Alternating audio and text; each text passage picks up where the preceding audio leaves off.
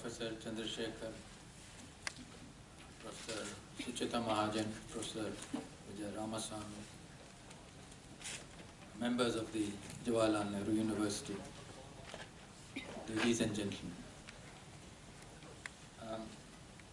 I am very thankful to the organizers, including my friend Professor Aditya Mukherjee and Professor Mridula Mukherjee, for inviting me to speak at this function in honor of the memory of Professor Bipan Chandra.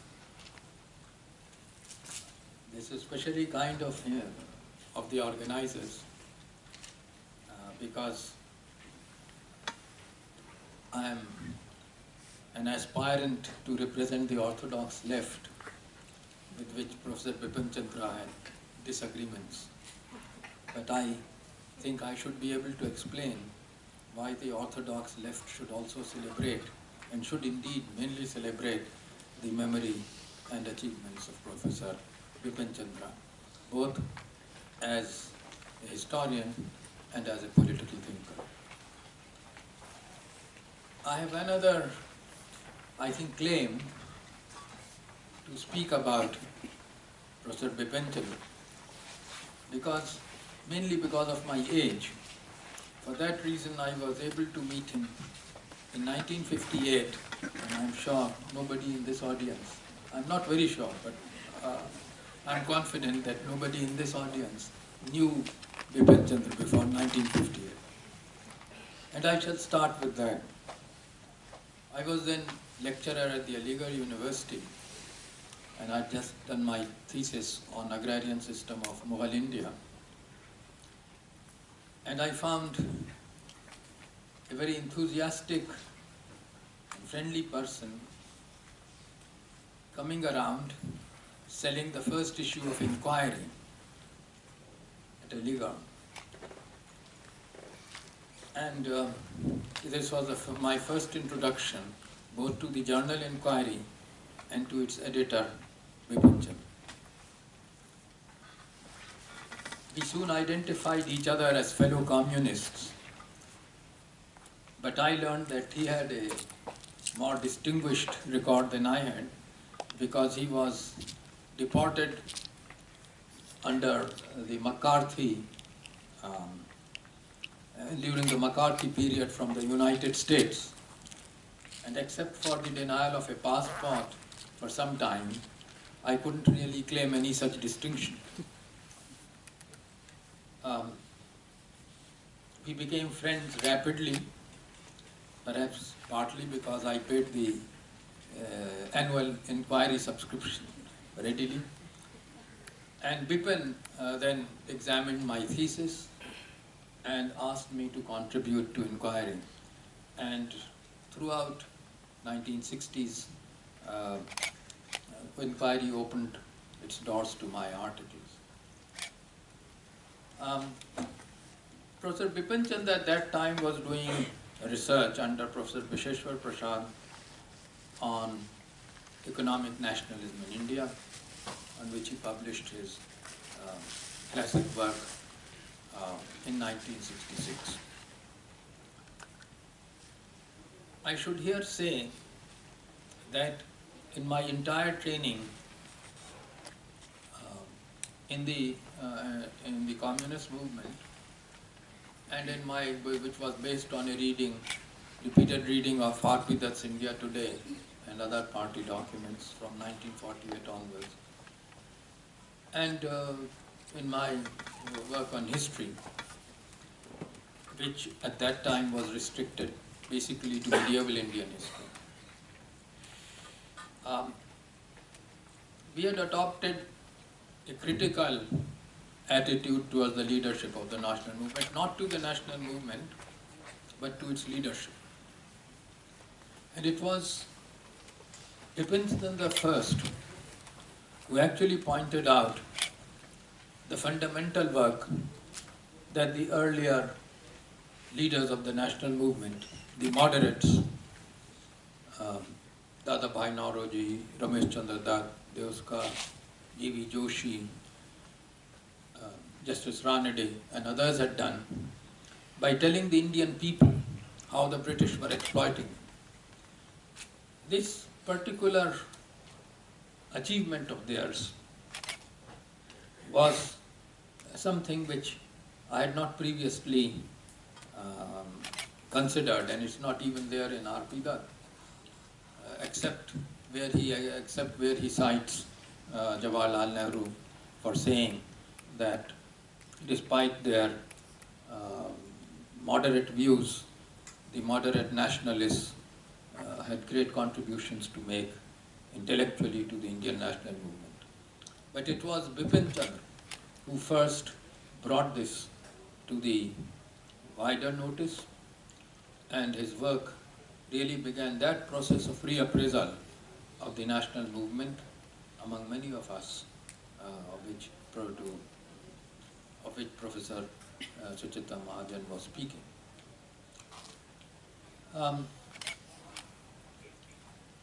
One other characteristic of Bipin was brought home to me at that time, and that was his energy. With Dr. Randhir Singh, he went about colleges, Delhi University colleges, distributing inquiry, arguing with teachers, colleagues and students, and putting across the progressive point of view.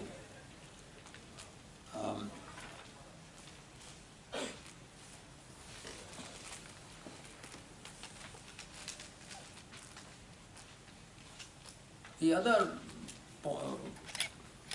feature of his character which immediately affected one was his friendliness and readiness to establish personal relations.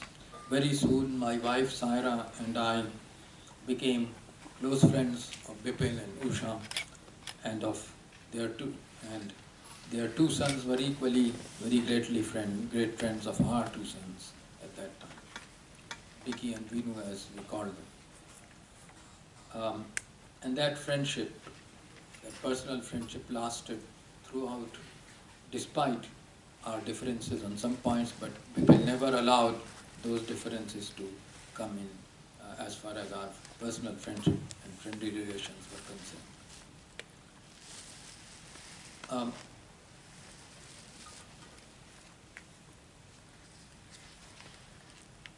Politically, we were also together despite the 1962 India-China war. We did not join the chauvinist camp, and both of us moved to the Left Communist Party, which became the original nucleus of the Communist Party of India, Marxist.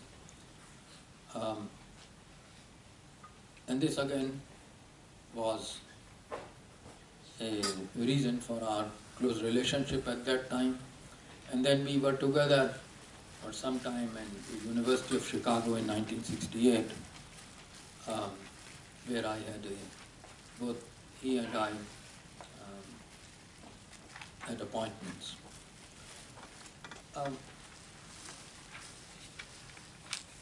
I remember that because particularly now about the beef campaign, because I've never liked beef steak for some reason.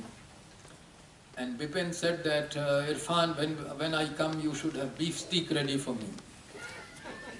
And the first thing he ate in Chicago, when I received him at the airport and took him, he and Usha came together, and he had his beef steak, and then said that it doesn't taste so nice as it did when I used to have it in 1950 in America.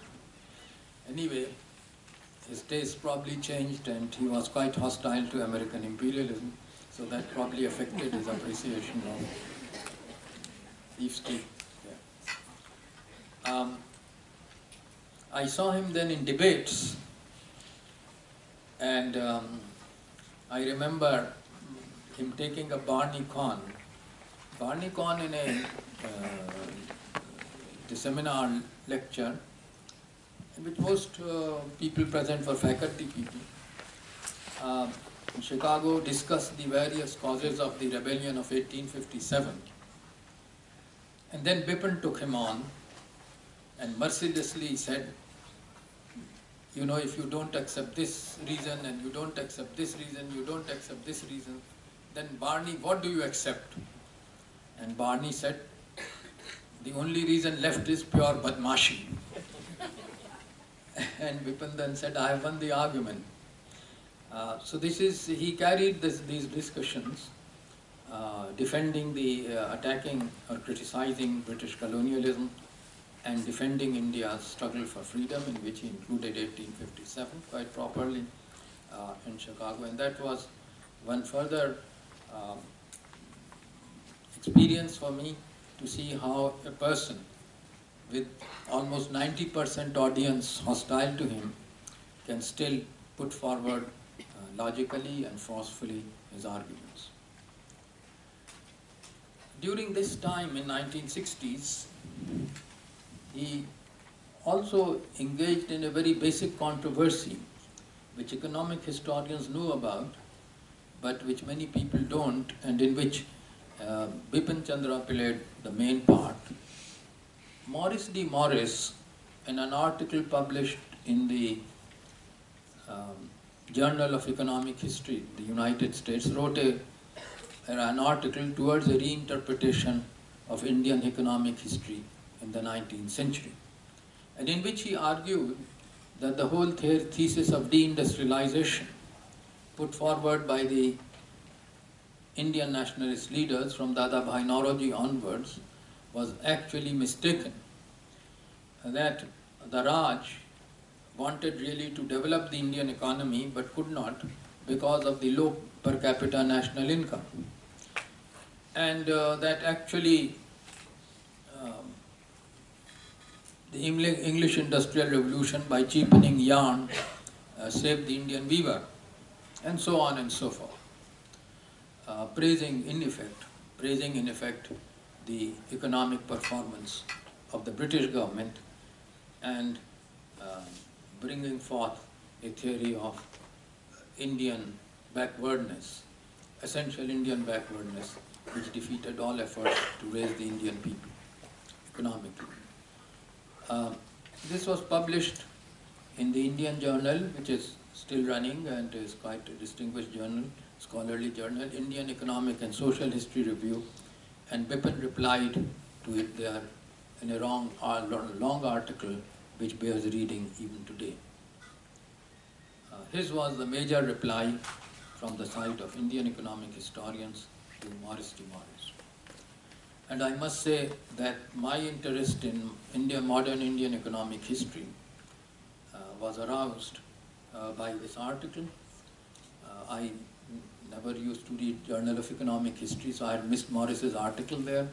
But when IESHR published Morris's and Bipan Chandra's article, then the entire issue of British exploitation of India was brought to the fore. And although the whole question of tribute drawn by Britain from India was not at that time in dispute, or at least not in this controversy, but the whole issue of deindustrialization was there. What was called the imperialism of free trade,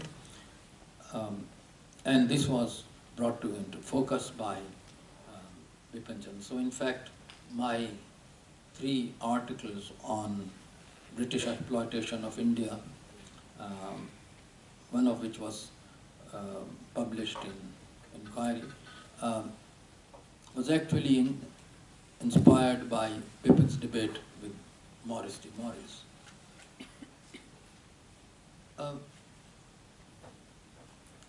He also, as Professor Mahajan mentioned, began his studies of the nationalist revolutionaries, particularly Bhagat Singh in 1970s, and the very important article by Bhagat Singh written just before his death, Why I Am an Atheist, was I think published for the first time by Professor Bipan Chandra. And actually that piece was also very influential,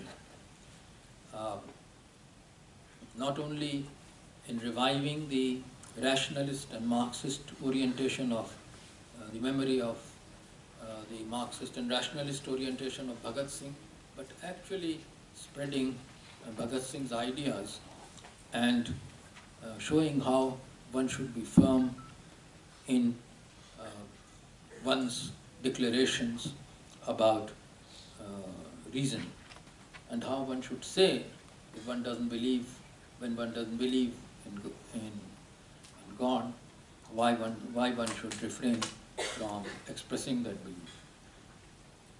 As in everything, Bhagat Singh was very brave, and Bipan, by bringing this article to public notice, actually performed a very important duty for the rationalist cause.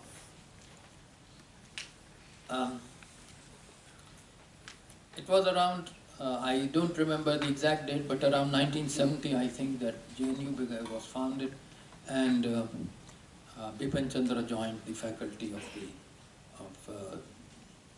JNU as professor, and ultimately he became Professor Emeritus of the university as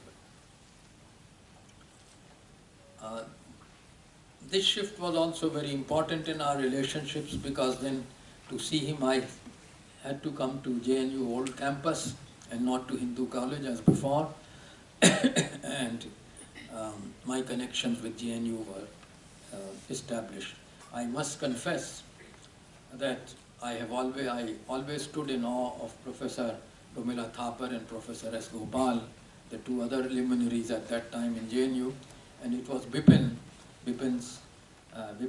Chandra that I used to come, for which I used to, meeting him, I used to come to JNU. Our friendships and relationships continued as they were before. I think Bipan played a great part in shaping the traditions, the liberal, as we might say, liberal traditions and traditions of liberty that were established in JNU, and which one is very happy to see being defended so bravely today. During this time, he began to consider communalism to be a major danger to Indian polity, and this was perhaps the reason of our first point of difference during the emergency. Bipan thought that the BJP posed, the Jansangh and the RSS posed a real danger to Indian democracy and secularism. And also, as we thought what Congress claimed to be the socialism, to be a movement towards socialism, and we generally thought meant a planned economy in which some social welfare measures would be taken. But by whatever name we called it, Jansangh was the enemy not only of secularism, but also of this progressive orientation to which the Congress had committed itself. And Bipan thought that those two things needed to be protected. And so I detected, I think, first of all, some differences of opinion in emergency. I was sitting among my friends when Bipan suddenly said that somebody responsible has sent round letters containing Gopalan's speech denouncing the emergency in the Lok Sabha, and which had embarrassed a number of his friends who were in the Delhi University and elsewhere. I couldn't say that I was responsible for that circulation. I was in charge of a group which was sending these things by using different kinds of envelopes and putting them in, and we were never caught by the police. But I realized suddenly that Bipan had reservations about our opposing the emergency.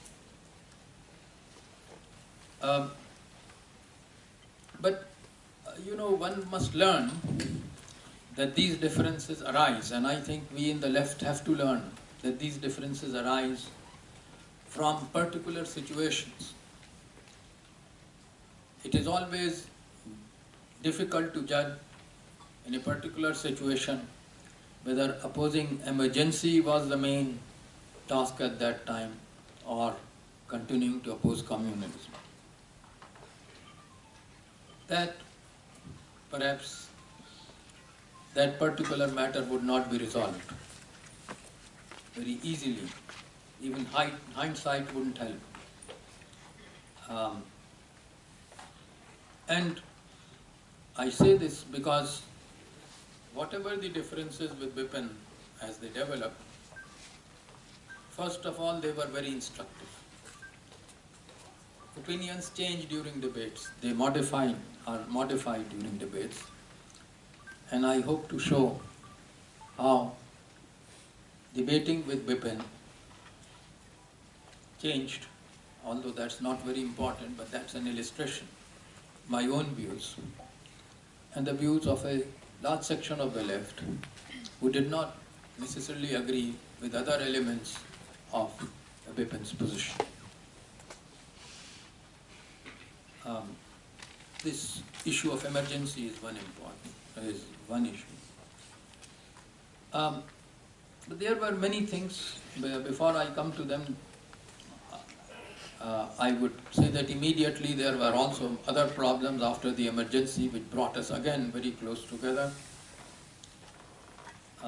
After the emergency, when the Janata Party came in power, there was the first major offensive of the communal forces against secularism in the field of education. They wanted to remove the textbooks in history, which R.S. Sharma, Satish Chandra, and Bipan Chandra had written. And I must say that Bipan Chandra's textbook on modern Indian history was a major achievement. This gave to the student, for the first time, a very critical view of colonialism, integrating economic history with political history, and also a very important positive interpretation of the national movement. It had also one feature that almost every Indian could read his own history in it, whether he belonged to the Northeast, whether he was a Muslim or a Parsi, or whether he belonged to any other region, or even if he belonged to Pakistan. He could read pre-fall 1947, his own history in this book. And the BJP was trying to remove these textbooks, and for the first time among historians, they have developed a very strong movement through the Indian History Congress and other organizations to stop the conspiracy, and the textbooks at that time were saved, and they remained textbooks for the next 20 or 22 years until they were removed by the first NDA government in around 2000.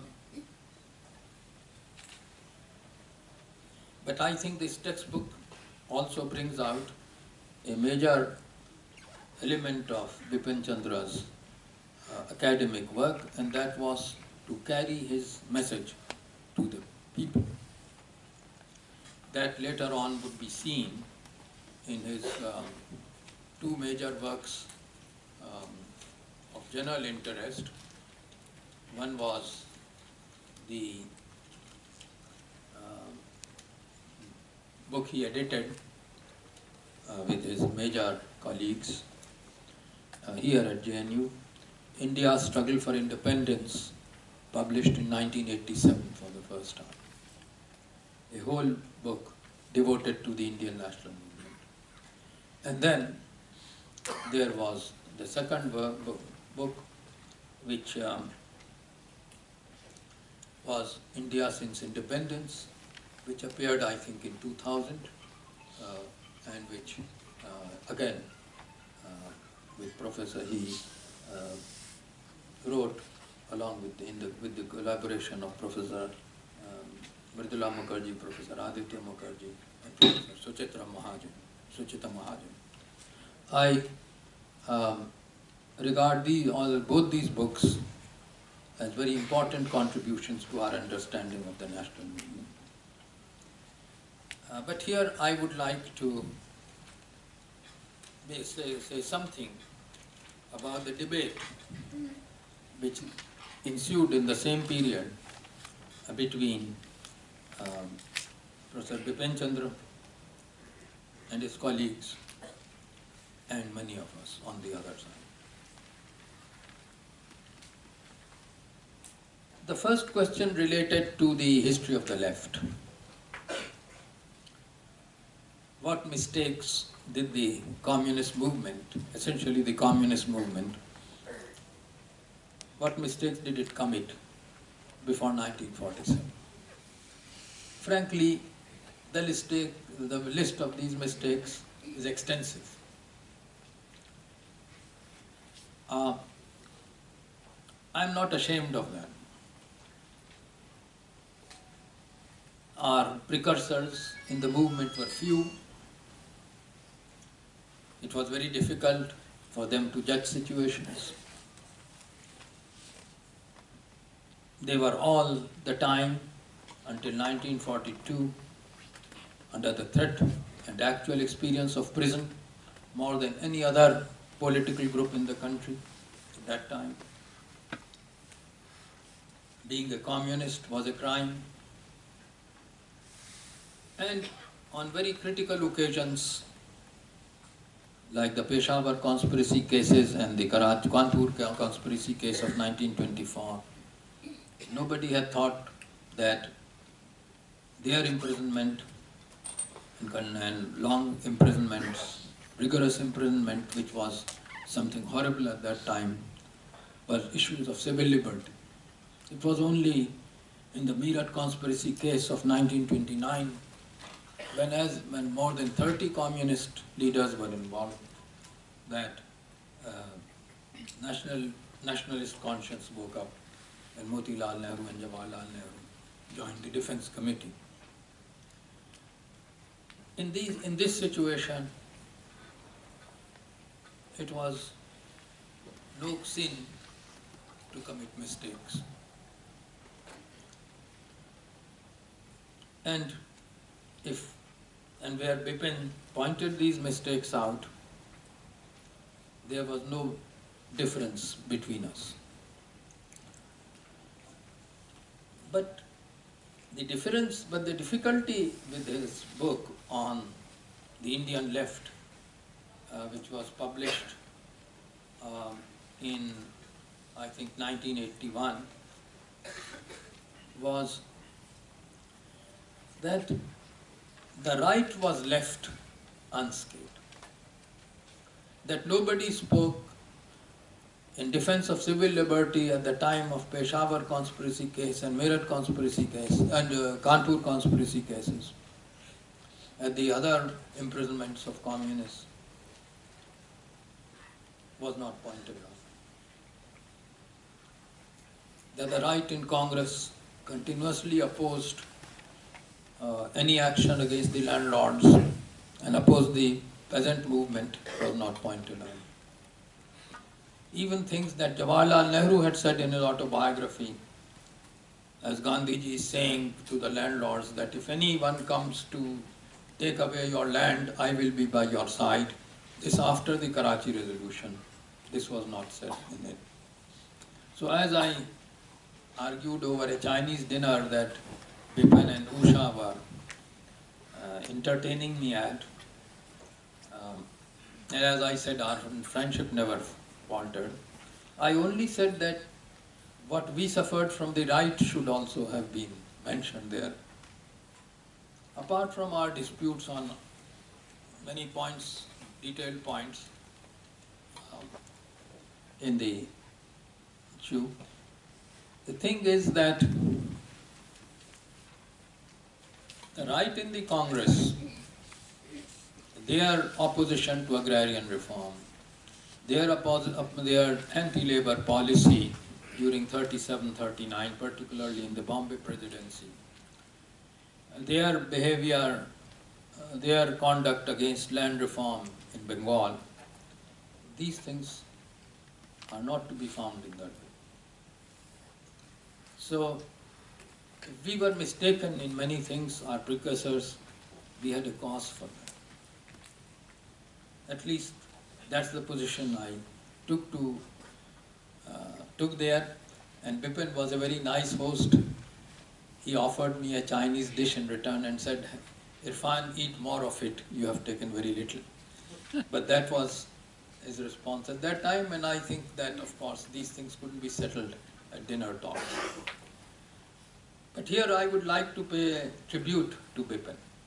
Bipan was right in pointing out that we were missing out the enormous contributions of Gandhiji and Jawaharlal Nehru and other members of the nationalist leadership.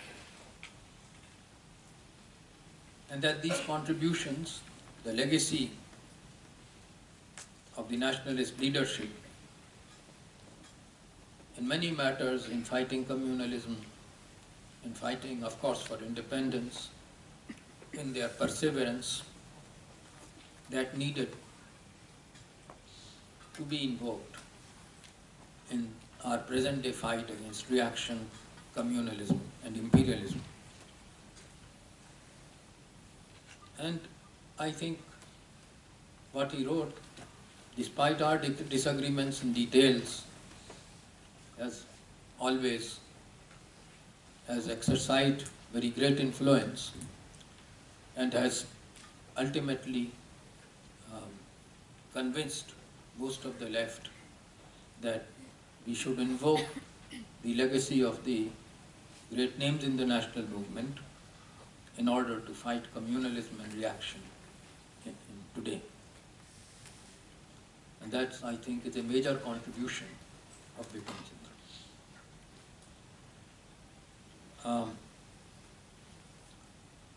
In 1988, I think in his presidential address, I may be mistaken in the date, 86, but in 85, sorry, but this was printed, I think, in a book form in 88, so that I was misled.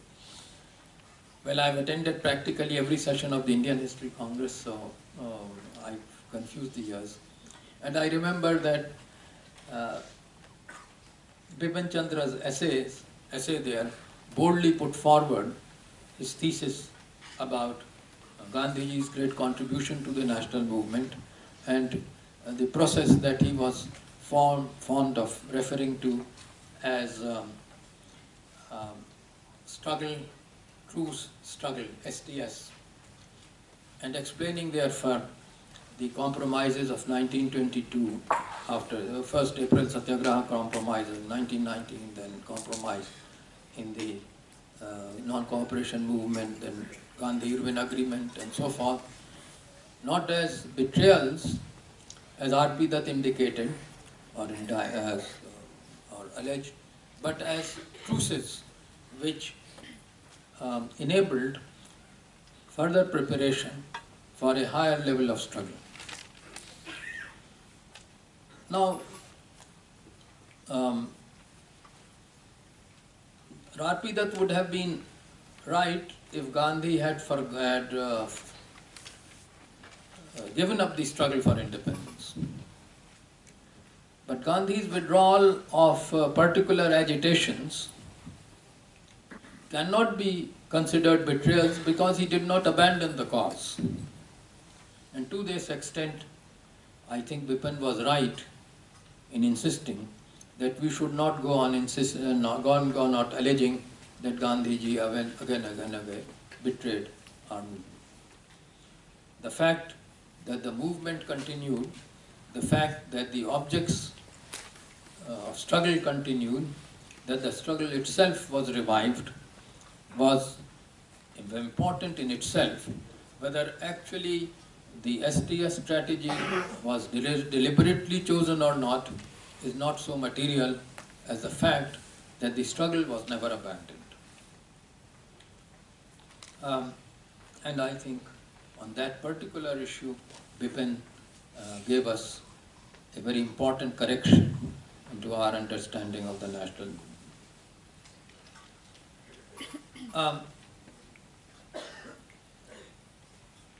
Bipan also was very determined against all forms of communalism. And here again, there was room for disagreement. I will just cite one instance where, for instance, I would disagree. There is no question of my agreeing with Bipan that the Communist Party's policy of supporting the slogan of Pakistan as a nationalistic slogan between 1942 and 46, 45, actually it was abandoned in 46, that was wrong. That has been acknowledged by much more,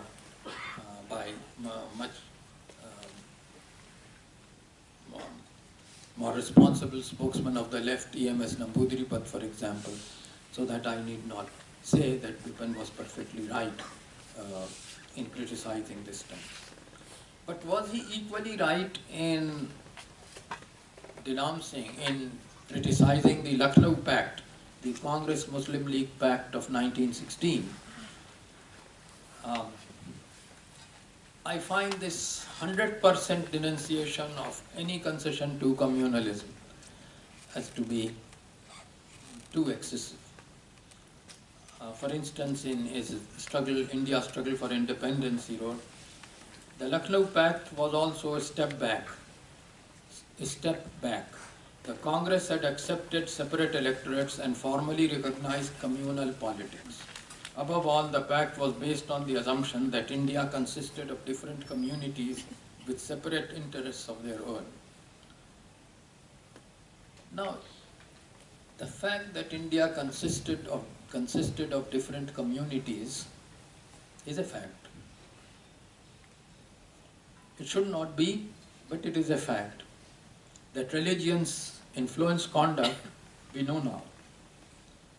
Even when religious beliefs are modern inventions, certain religious beliefs, we know that they influence.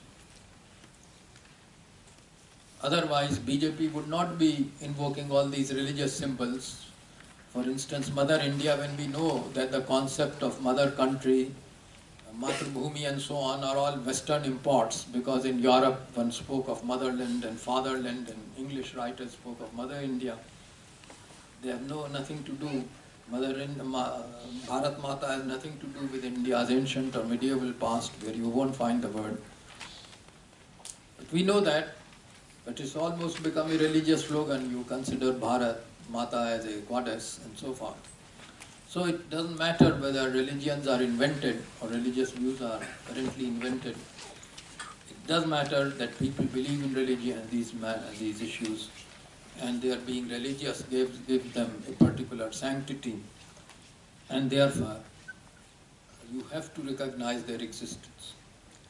The only condition then is in politics, how far do you go in recognizing it and for what purpose? The fact was that the Lucknow Pact brought Muslim League into an alliance against the British imperialism on the issue of home rule. And that was a very great gain for the national movement. Otherwise, a similar argument could also be given against the Khilafat movement. It was given by Hindu Mahasabha later on, that for Khilafat, Congress should not have organized the non-cooperation movement. But again, I would say that these are matters of detail. The main important thing was that Bipan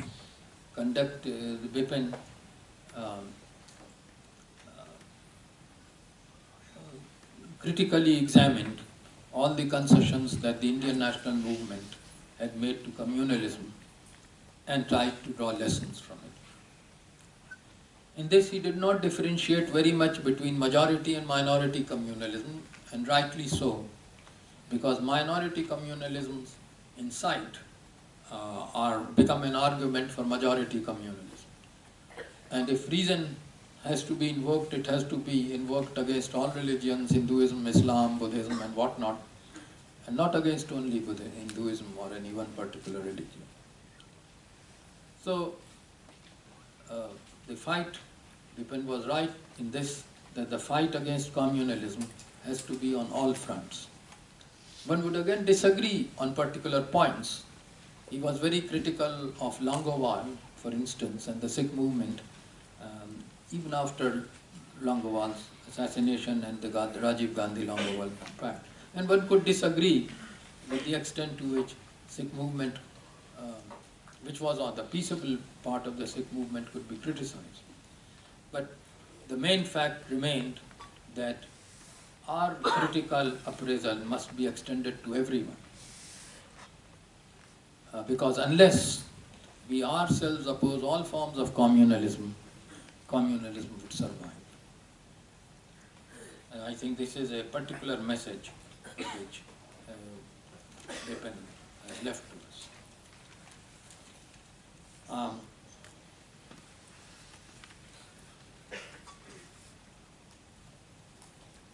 I come to one particular feature which Bipan in his last years also wrote about and spoke about, and that was his discomfort with features of communism and socialist economies as they existed.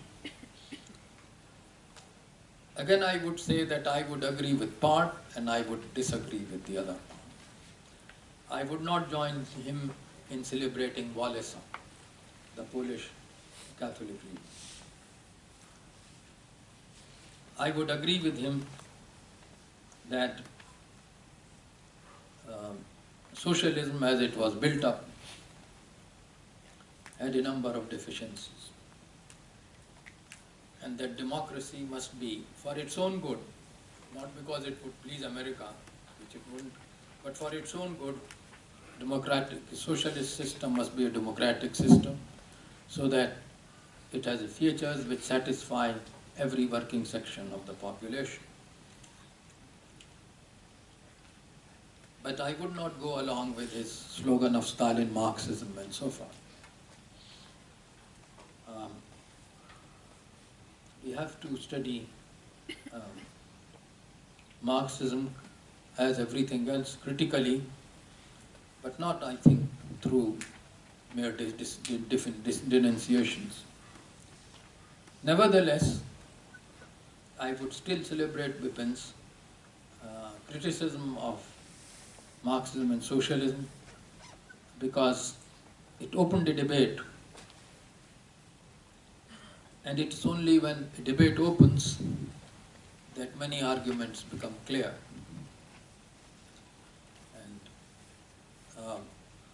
I would say about Bipan that he was most open to debate. When he became chairman of the National Book Trust, I became afraid. Why?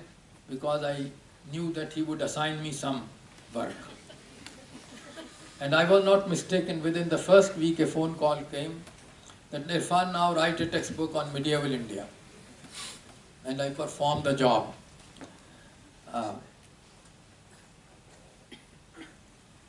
Somehow it was thought that people who do research should keep on doing research and not write general things, not write things which could be adopted as textbooks. I belong to that elite group, but Bipan drew me out of that, and I produced the book that he wanted. He then invited me once to the National Book Trust Fair, and I committed a gaffe I should not have. I criticized the minister who was present, I criticized his policies. I said that what we have done is that we have now accepted the fundamental right of Indians, all Indians, to receive education up to high school, and we are fulfilling it by abolishing examinations, so we will educate all Indians without educating them. The minister did not like it, but Bipan, while leaving, Rostrom said, Irfan, you did good to raise this point because debate is always delightful. So, Bipan was not a sycophant of ministers, even when he held a position like the position of the National Book Trust, Chairman National Book Trust, and that too is a lesson for us. Independence of thought, and a love of debate. His last years were years of great trial for him. He suffered from ill health. Usha died before him, and that, of course, was a cause for great personal sorrow, but he was sustained by the friendship of his colleagues. And today, again, as we honor his memory, we should particularly honor his services to the cause of history, to the cause of reason, and to the cause of struggle against both imperialism and communalism, and the struggle for democracy and liberty.